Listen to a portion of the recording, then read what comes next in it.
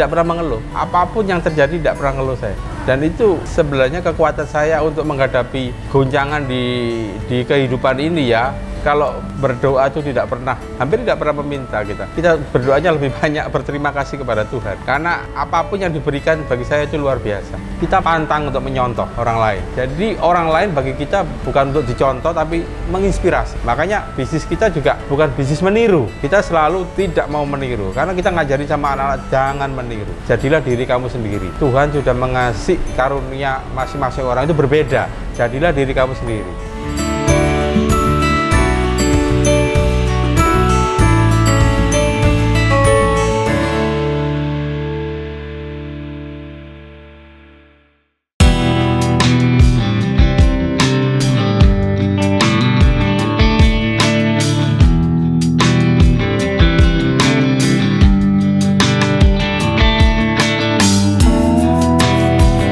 Perkenalkan, nama saya Agus Sugito dan di samping ini anak saya yang pertama, Taufan Perdana Putra. Kita fokus di gelato sama kopi, beralamat di 2 tempat di Blitar. Yang pertama Jalan Supriyadi, yang kedua di Jalan Anggrek.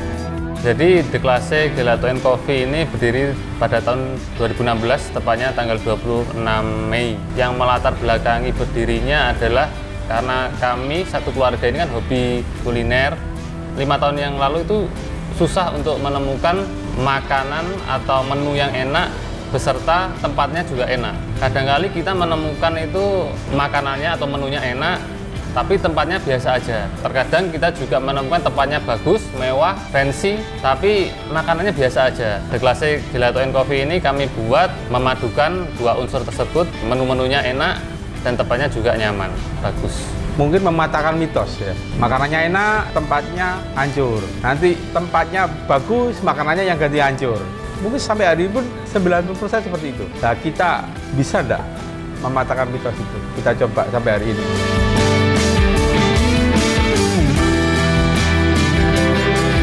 Lebih ironis lagi, kita bukan peminum kopi. Mungkin yang peminum kopi malah ibu ya. Ini tidak bisa minum kopi, saya tidak bisa minum kopi. Saya dari kecil minumnya cuma teh, tapi begitu kita sudah meletakkan visi bahwa The Classic ini mau jualan kopi sama gelato, mau tidak mau kita harus mendalami peran itu dengan serius, tidak main-main, dan kita tahu bahwa bisnis itu harus dengan passion. Jadi kalau kita nggak suka kopi, jangan berharap kita berbisnis di situ. Dari situ kita mulai belajar kopi, mencintai kopi, dan sampai hari ini kita bisa menemukan nikmatnya minum kopi ternyata. Dari yang tidak minum kopi sama sekali.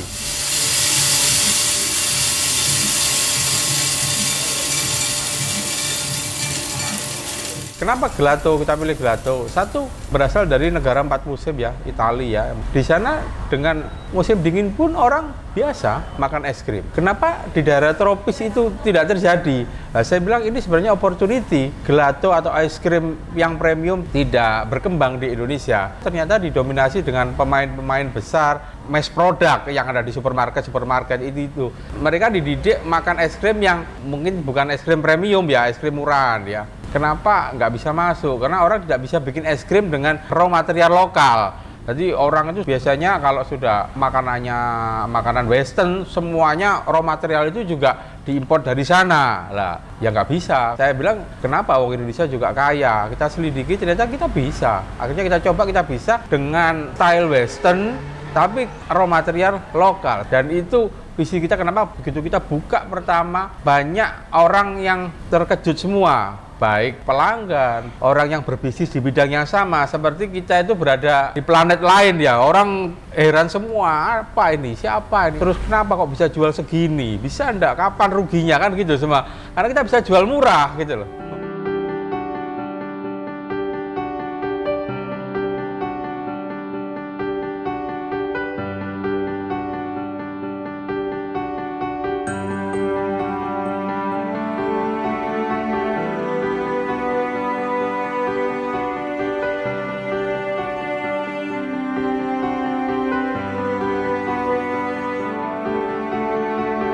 Kendala terbesar itu mengedukasi menu. kan menu-menu kita kan asing kan. Jadi contohnya gelato. Gelato kan nggak banyak orang tahu. Kan apa tuh gelato itu? Dikiranya kan ya lebih ironis lagi mungkin gelatin ya. Ya dikira gelatin. Caranya kita berusaha menampilkan apa adanya. Jadi kayak gelato ini kan kalau misalnya satu showcase kecil kan nggak menarik kan.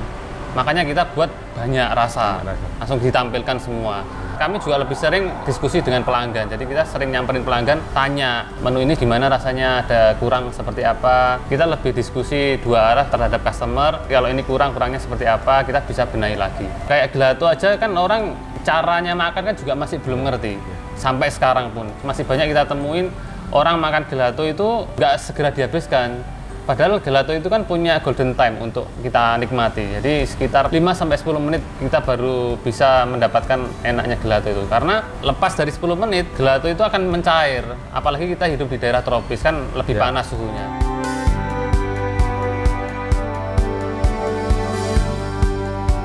Ilustrasinya seperti ini, kita umpamakan kita berada di tengah hutan, di satu pulau yang masyarakat itu primitif, yang semuanya mungkin kita ibaratkan tidak pakai sepatu. Berarti kita jualan sepatu ini laku apa tidak? Lebih mudah mana dengan satu pulau itu orang itu sudah pakai sepatu semua, terus kita jualan sepatu. Ini dua-duanya menarik gitu loh.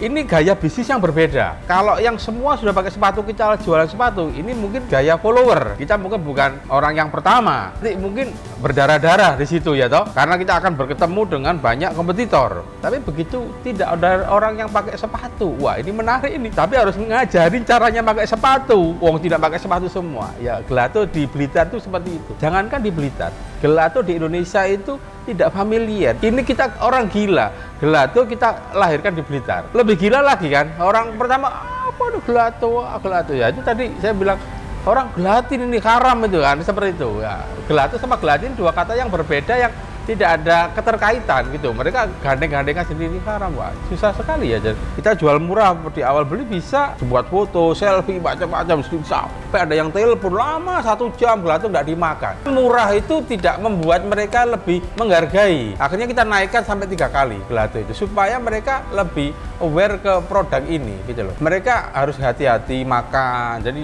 tidak beli terlalu banyak. Es krim mass product yang ada di supermarket, di minimarket itu es krim kelas 2. Es krim itu murah karena kandungan oksigennya tinggi, lebih dari 100%. Makanya makan segini tidak kenyang. Beda dia masuk di sini dengan ekspektasi seperti dia makan es krim di supermarket, belinya segini nggak habis karena ini kandungan apa? Oksigennya rendah. Nah, orang Jawa itu mareki saja nih babar, mereka beli kenyang. Nah, itu yang harus terus kita edukasi beda.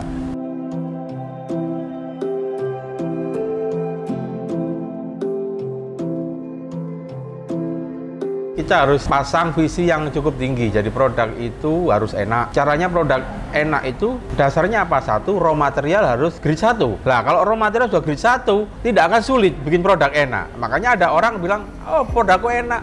Omong kosong, kalau kamu masih cari bahan itu murah. Yang kita cari bukan produk mahal, produk bagus. Terus yang kedua, enak itu juga bukan sesuatu yang absolut. Kearifan lokal, culture masing-masing orang. Tapi ikutin terus trennya seperti apa. Karena tidak sama enaknya. Contohnya aja, mungkin orang Blitar suka pedes manis. Orang Surabaya lebih suka pedes asin. Jawa Tengah lebih suka manis ya toh. Ya itu kan kearifan lokal yang harus kita selami.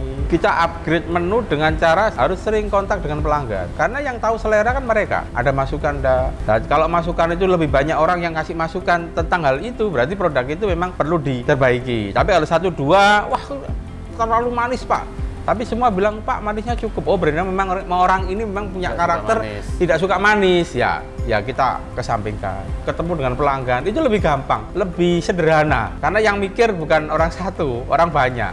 Pasti berkembang.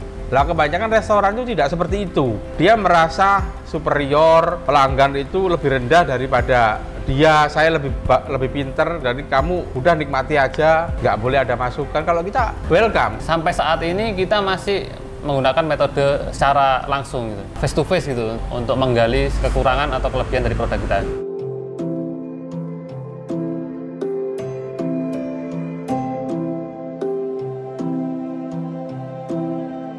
kaitannya dengan mendevelop produk kan kita harus memperkaya referensi kan, yang membuat level kita nanti bisa naik atau enggak. Karena kalau kita buka usaha, contohnya buka restoran, tapi kalau referensinya cuma itu aja, ya produk kita bisanya mendevelop ya cuma itu aja. Makanya foodpreneur itu sering keliling ya, ke daerah A, B, C, jajan, tapi itu di mata orang kan, oh, ini kok enak kok dolan tok gitu. Padahal kan itu bagian dari profesi kita gitu loh. Makanya kapan hari ada orang bule, orang Itali, dia iseng mau makan siang, dia googling, dia lihat, oh ada restoran kok reviewnya bagus, kayaknya kok western gitu ya, lebih ke Itali, terus dia coba samperin ke sini. Kan saya kalau misalnya ada orang asing kan langsung spontan nyamperin kan, tanya itu. Dia kan mau pesan pizza kan, dia sampai foto ke belakang itu cuman untuk foto tungku untuk bakar pizza, kagum gitu loh. Ini Blitar ini kota kecil itu, kota yang dibandingkan dengan Malang, Surabaya, bahkan Bali itu nggak ada apa-apanya, tapi kok bisa dan mau bikin seperti ini gitu. Mereka cerita bahwa aku kesini tuh serasa kayak aku di rumah gitu loh, feels like home gitu katanya. Yeah. Jadi mengobati rasa kangenku di Itali. Kalau orang bule itu kan, khususnya orang Itali ya, dia kan kalau pesan pizza kan satu orang satu whole pizza itu satu. Jadi nyeneng nih gitu, lihat terbiasa dengan makanan tersebut tuh nyeneng nih gitu, kayak lahap banget gitu loh.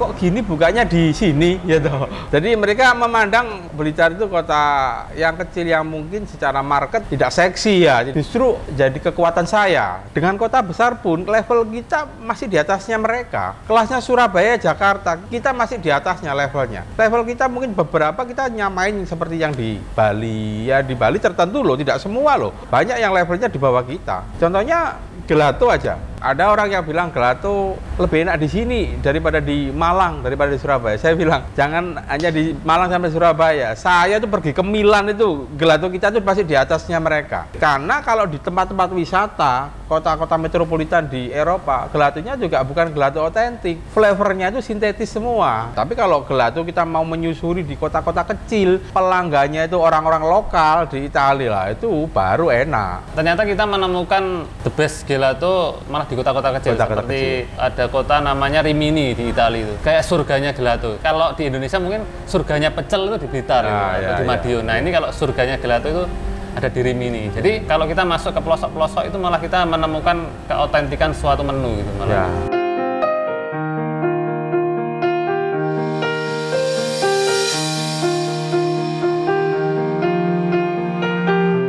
Persepsi kita itu makanan western itu tidak enak karena kita yang salah. Kita beli mamanya pizza, belinya di Surabaya, tidak di tempat asalnya makan pizza gitu loh. Beli rawon di Jakarta, ya kan, bener enggak? Kan kita nggak menemukan rawon yang enak. Rawon ya di Jawa Timuran ya, di Surabaya dan sekitarnya rawon enak. Kita kadang-kadang mengadopsinya tidak total, kita sepotong. Mamanya pizza, ya pizza direkayasa dengan doknya sekedarnya, adonannya sekedarnya, terus apinya sekedarnya, pakai gas ya toh. Kita di sini nggak pakai gas, kayu bakar. Karena kita bikin ketemu yang otentik, macam-macam ya. 2 tahun kita buka, ada restoran-restoran lain yang mirip seperti kita. Jadi buka gelato, banyak gelato berjamuran, itu memudahkan kita untuk mengedukasi. Terbantu. Iya, terbantu. Makanya kan pandai yang tanya, kalau ada gelato baru terganggu enggak Pak omsetnya? Wanita cantik itu kalau tidak ada yang jelek nggak bisa dikatakan cantik. Justru dengan kehadiran gelato baru itu kita tambah cantik gitu loh. Gelato itu enak seperti ini, tapi mereka nggak bisa membayangkan yang nggak enak itu kayak gimana gitu loh. Karena manual booknya tidak ada gitu loh, nggak punya guidance gitu loh, nggak punya guidance. Tapi setelah banyak bermunculan kafe-kafe sejenis ya, mereka jadi ngerti, oh iya ternyata memang beneran enak gitu.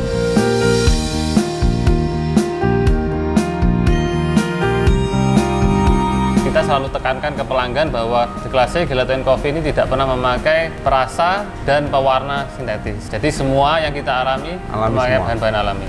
Contohnya kayak warna hijau. Warna hijau itu kita pakai spirulina.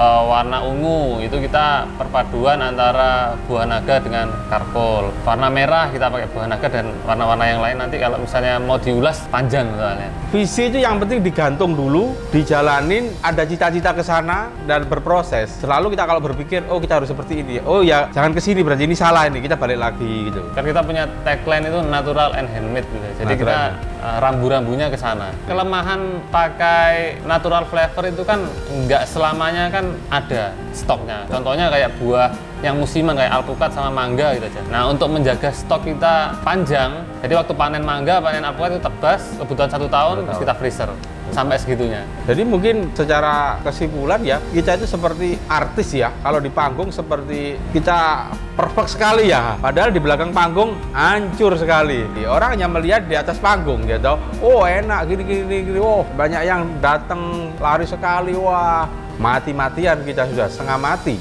Kalau bukan passion sudah lari dari dulu, kita sudah tidak sanggup. Bayangkan bisnis ini dikategorikan sama pemerintah bisnis kreatif. Artinya apa? Ini penuh dengan kompetisi dan ini diisi anak-anak muda. Saya yang seusia segini harus berkompetisi dengan anak-anak usia di bawah 30. Bayangkan.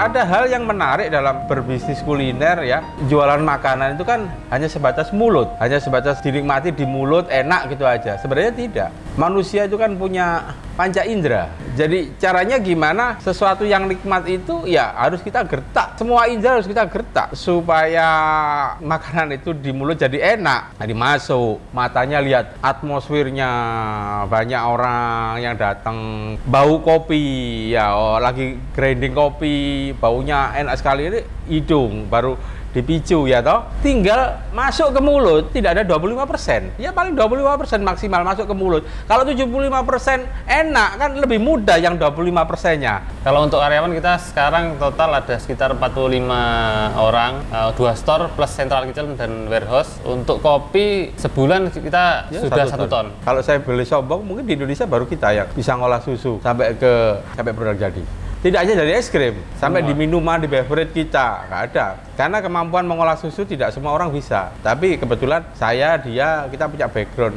dokter hewan, jadi kita familiar sekali ya dia dengan pengolahan susu. Ini sebenarnya bisnis dairy farm, peternak sapi perah sebenarnya. Ini cuman kan kemarin kita bilang ya, masa deklarasi susu segar gitu kan ya, kurang cakep lah ya, kurang marketable ya.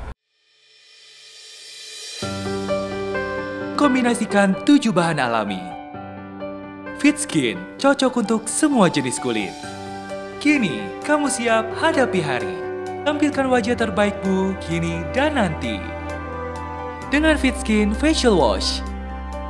Aura wajah segar dan bersemangat. Bersama Fit Skin Nutrisi.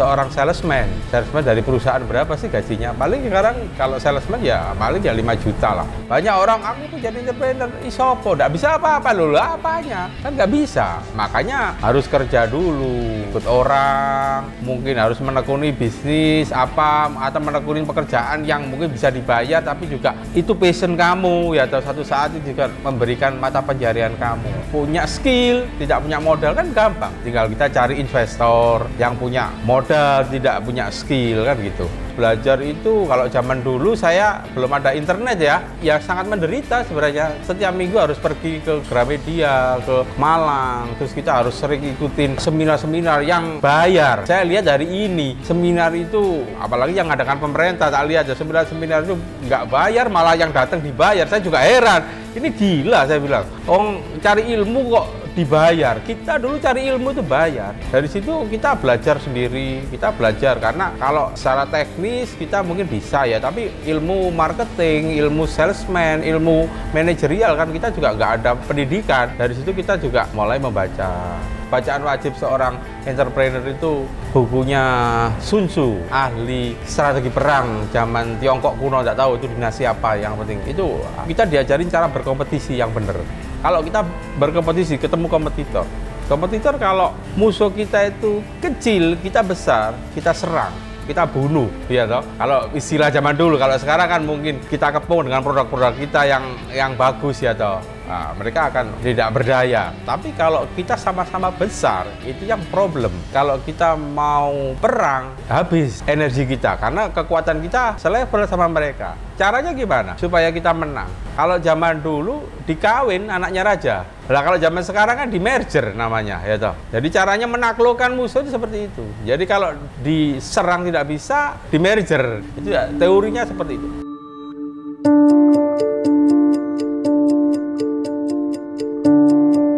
Saya kelas 1 SD sudah tidak punya bapak. Saya anak terkecil dari 6 bersaudara. Sudah dibayangkan sendiri usia segitu orang tua saya punya anak 6 yang belum ada yang bekerja. Sangat menderita. Saya tidak punya apa-apa. Saya tidak pernah mengeluh karena tidak ada tempat untuk mengeluh. Dan sampai hari ini saya tidak pernah mengeluh. Apapun yang terjadi tidak pernah mengeluh saya. Dan itu sebenarnya kekuatan saya untuk menghadapi goncangan di kehidupan ini ya. Di bisnis pun juga luar biasa goncangannya. Dan kita tidak pernah mengeluh. Kalau berdoa itu tidak pernah, hampir tidak pernah meminta kita. Kita berdoanya lebih banyak berterima kasih kepada Tuhan. Karena apapun yang diberikan bagi saya itu luar biasa. Jadi dokter hewan saya masuk ke perusahaan. Kenapa saya tidak jadi pemerintahan? Zaman segitu kalau tidak ada kenalan, kesulitan kalau kita jadi pegawai negeri. Saya tidak ada ruang untuk di situ. Tidak ada ruang untuk di situ. Jadi ruang kita ya sangat sempit. Kita hanya di dunia swasta itu pun hanya jadi seorang salesman. Ya kita nikmati aja. Ternyata itu berkah. Saya jadi salesman, saya ketemu raja-raja kecil gitu loh. Mikirnya mereka sudah visioner semua gitu loh. Bayangkan 5 tahun tiap hari ketemu entrepreneur terus. Akhirnya mengilhami kita. Pada saat itu saya harus bisa jadi seperti mereka. Anak saya yang pertama si Taufan saya ajak terjun di sini karena ini future-nya seperti ini gitu loh. Kalau komoditas ya sudahlah, komoditas ya seperti itu aja lah. Karena kita nggak bisa meng-create produk gitu loh.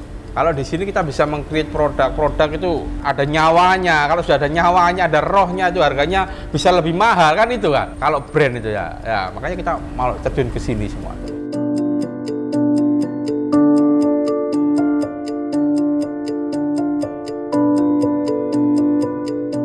Bapak saya kan memang sudah sukses ya, jadi mesti orang banyak yang melihat tuh saya mendapatkan privilege gitu. Tapi kan itu tergantung individunya tuh. Ya. Nah pada saat saya lulus kuliah, bapak saya selalu, orang tua saya selalu, jika kamu mau jadi seorang entrepreneur, kamu harus jadi salesman dulu. Saya jadi salesman mulai dari nol, tidak dikasih pegangan apa-apa, sampai 150 ton per bulan.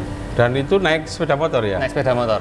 Tidak ada yang tahu bahwa dia keluarganya seperti ini, tidak ada yang tahu. Penderitaan seperti itu yang bisa membuat kamu nanti bangga, ya toh? Saya lebih suka melihat sosok-sosok generasi kedua. Contohnya kayak Asrul Ananda gitu. Jadi anaknya Pak Dahlan Iskan. Jadi kan beda ya generasinya. Kalau Bapak dulu kan memang maker gitu. Founder ya? Founder. Saya kan generasi kedua. Tantangannya juga berbeda dengan generasi pertama. Makanya saya juga harus belajar. Kalau saya juga baca ke sosok yang founder kan beda situasinya. Saya tidak bisa membandingkan dia dengan saya karena kita dibesarkan dengan penderitaan yang berbeda ya toh. Kalau saya memang alamiah penderitaannya. Ya, gimana saya menciptakan mereka anak-anak saya itu ya meskipun tidak sealamiah saya tapi natural sekali lah dengan cara saya. Contohnya saya mendidik anak-anak untuk hidup berhemat, tidak berlebihan, itu kita tanamkan ke mereka. Kuliah di Jogja, berapa kirimanmu? Awal itu 750 sampai mau lulus paling maksimal 1 juta sampai 1 juta 200, 1,5 lah. 1,5 juta per bulan. Naik apa dia? Naik sepeda motor. Naik sepeda motor. Saya bisa kasih dia mobil sama supir, sama rumah, kalau saya mau. Tapi saya tidak lakukan. Karena kamu tidak akan menghargai jerih payahmu. Kamu tidak akan bisa menghargai sulitnya cari uang. Sejak kita simulasi aja. Udah kita ganti kamu. Saya kasih 5 juta setiap bulan. Terus kamu lulus. Terus kamu melamar pekerjaan ke suatu perusahaan. Kamu digaji 3 juta mau enggak? Ya. Nggak mau. Enak melok bapakku. Ya, enak ikut bapakku digaji 5 juta. Ya toh? Tidak menghargai. Tapi begitu dia dapat 1,5 juta. Kemarin ikut perusahaan dibayar berapa? 3 juta, 4 juta ya? Ya. Semalam nggak bisa tidur ya. Udah senengnya bukan main. Itu yang ini loh sebenarnya. Sampai hari ini pun dia juga gitu. Dia mobil, saya belikan mobil Avanza, tapi tidak saya belikan baru. Saya belikan Avanza bekas itu berapa? Harga 90 juta. Jadi pengusaha itu ya seperti ini. Pengusaha bukan penampilan. Tapi kapan waktunya bayar supplier, kapan waktunya bayar orang lain, itu kita bisa bayar. Kita pantang untuk menyontoh orang lain. Jadi orang lain bagi kita bukan untuk dicontoh, tapi menginspirasi. Makanya bisnis kita juga bukan bisnis meniru. Kita selalu tidak mau meniru. Karena kita ngajarin sama anak-anak, jangan meniru. Jadilah diri kamu sendiri. Tuhan sudah mengasih karunia masing-masing orang itu berbeda. Jadilah diri kamu sendiri.